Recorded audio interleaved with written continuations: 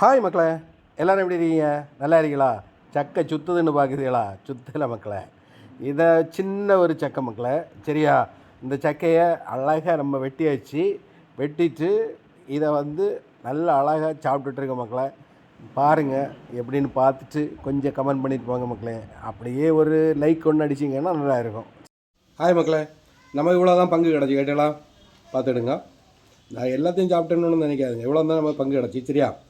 அதிலேருந்து ஒரு சோளா எப்படி இருக்கு அதெல்லாம்